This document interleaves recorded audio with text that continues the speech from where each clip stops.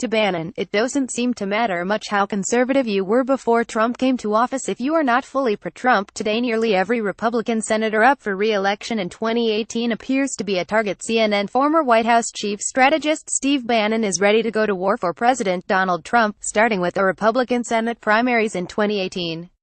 Looking at the voting histories of Bannon's targets, some things stand out for sitting Republican senators to consider. It doesn't seem to matter much how conservative you were before Trump came to office if you are not fully pro-Trump today.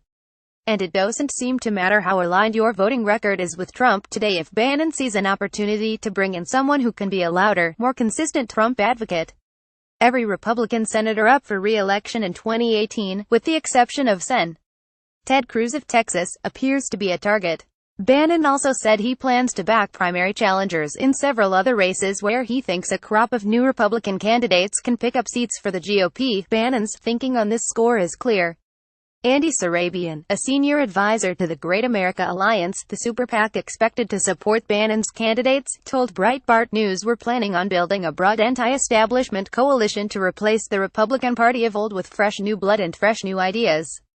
Specifically, Bannon says he wants Mitch McConnell deposed as Senate Majority Leader. He's asking for a pledge from every candidate he backs not to vote for McConnell as Majority Leader. This comes after a rough year between the White House and McConnell, including a major incident when the two reportedly screamed at each other. No Republican senator Bannon is targeting is more emblematic of the quest than Sen. Jeff Flake, the ardent Trump critic from Arizona. Flake has conservative credentials. He is A-rated by the NRA, has a 100% national right-to-life score and can claim high scores on other conservative rankings, but he's never fully embraced the Trump administration or its platform. In fact, he's pushed his fellow senators to rebel against it. In July, Flake wrote a note for Politico calling for Republicans to stand up to the president, reject his governing style and seek out a different economic philosophy than the economic nationalism espoused by Bannon. On top of that, he's hedged his support for Trump's wall and seemed to mock the president's lack of specifics for building it.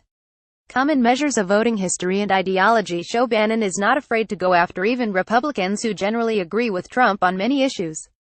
According to Nate Silver's 538.com, Sens. Orrin Hatch of Utah, John Barrasso of Wyoming and Roger Wicker of Mississippi have voted in line with Trump at the highest rate in the Senate, more than Cruz has. By one popular measure of conservative ideology, DWNOMINATE, Flake has the fourth most conservative voting record histories among current Senate members. According to another, the Heritage Foundation scorecard, none of the members Bannon is challenging are outside of the Republican mainstream, with the possible exception of Hatch. But these senators, all have the same flaw as Flake: they are not wild about Trump in one way or another.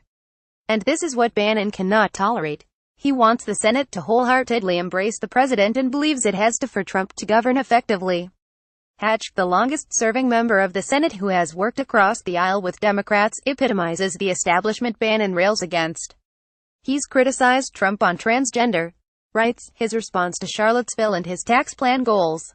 He's bristled with the administration's plans for when to pass health care.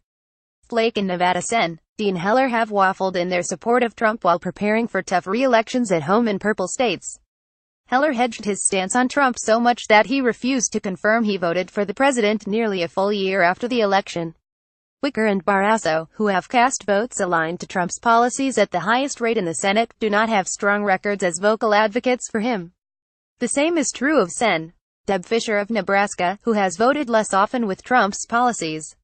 In all 6 elections, Bannon sees the opportunity to replace senators who are either on the sidelines for more critical of Trump with hardline, loyal members.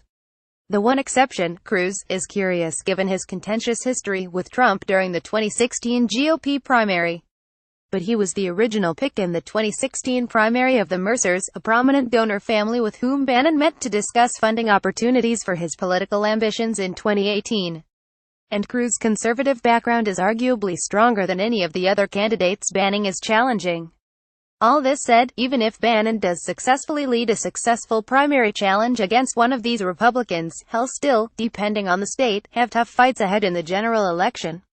History suggests Democrats could have a strong election, despite defending far more seats than Republicans.